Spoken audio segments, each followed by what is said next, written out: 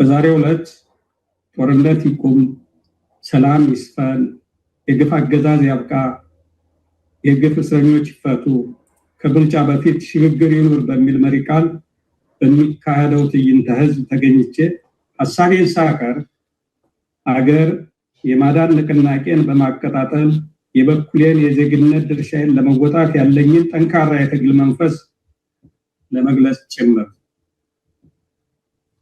በስልጣን ላይ ያለው ጦረኛ የብልጽግና አገዛዝ ቀውስን ሁነኛ የስልጣን ማስጠበቂያ ስልት አድርጎ ይዞ አንዱን ጦርነት ጨርስ ሌላውን እየጀመረ ኢትዮጵያን የውርደት ካባ ልብሶ በመኖርና ባለመኖር የህልውና አደጋ ውስጥ እንድትገኝ ያደረጋት መሆኑ በአሁኑ ወቅት ለማንም ገሃድ እየሆነ ይመስላል። በአሁኑ ወቅት አከራካሪ የሆነው ጉዳይ ኢትዮጵያ በረጅም የመንግስትነት ታሪኳ አይታው በማታውቀው የህልውና አደጋ ውስጥ መውደቋ ሳይሆን ይሄኛው ግልጽ ነው። ትልቁ አከራካሪ ነገር ከዚህ አደጋ መውጣት ወጣ እንደ ሀገር ትቀጥላለች ወይስ አትቀጥል የሚለው ነው።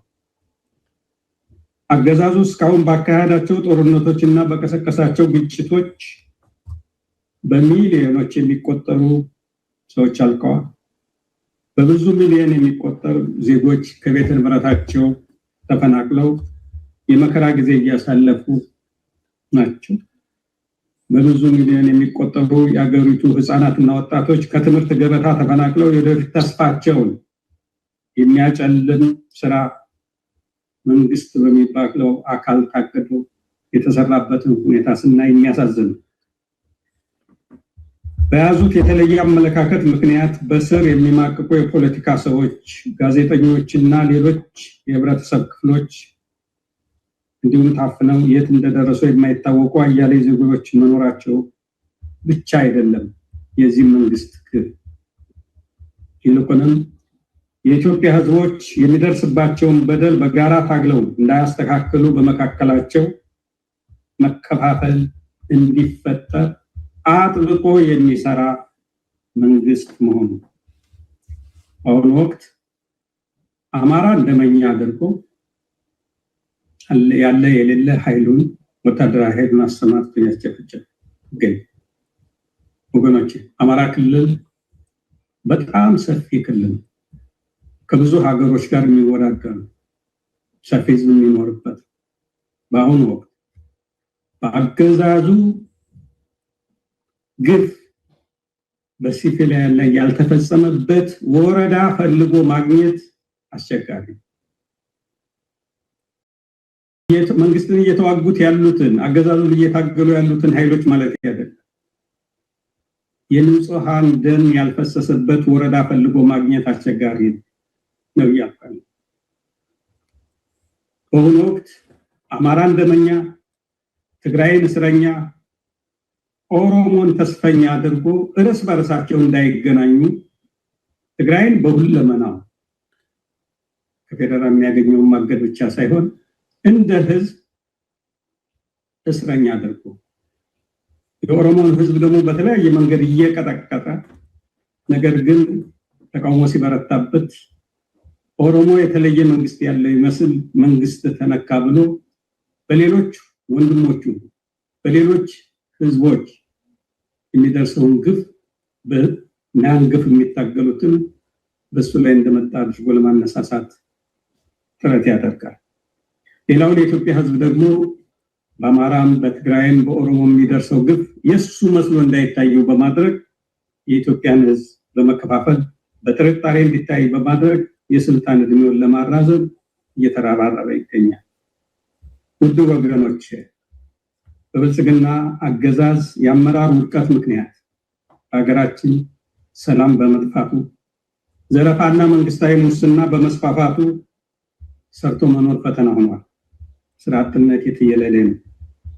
በዚህም ምክንያትና አገዛዙ በሚከተለው የተሳሳተ ፖሊሲ የዋጋ ግሽበት የፈጠረው የኑሮ ውድነት በመኖሩ በልቶ ለማደር የሚቸገረው ህዝብ ቁጥር ከጊዜ ወደ ጊዜ እየጨመረ ነው። እንኳን ከዚህ ቀደም በድህነት ውስጥ ይኖር የነበረው ይቅርና የተሻለ ኑሮ የሚኖሩት ወገኖቻችን ኑሯቸውን ለመግፋት እየተቸገሩ ያሉበት ሁኔታ ነው ያለው። አጠቃላይ የሀገራችን ፖለቲካና ኢኮኖሚ ወደ ቀውስ ገብቶ ለመቆጣጠር አስቸጋሪ የሆነ ማህበራዊ መስቀልቅል እንዳይፈጥር ከፍተኛ ስጋት ፈጥሮ ይገኛል።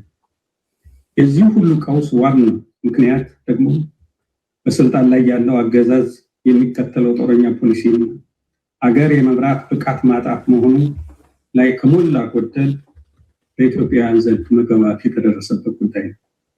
ይህ ብቻ አይደለም። አሁን በሀገራችን የሰላም እጦት፣ የኑሮ ውድነት ወዘተ በዚህ አገዛዝ ሊፈቱ ይችላሉ የሚል እምነትም የለም። አገዛዙም ቢሆን ችግሩን ለመፍታት ለማድበስበስ እንጂ ወይም ችግሩን ለማድበስበስ የፈጠራ ትርክትን ከመቀመር የዘለለ መፍትሄ የለውም። ይህንን ውስብስብ ችግር ልፍታ ቢል እንኳ አቅምና ብቃቱ የለውም።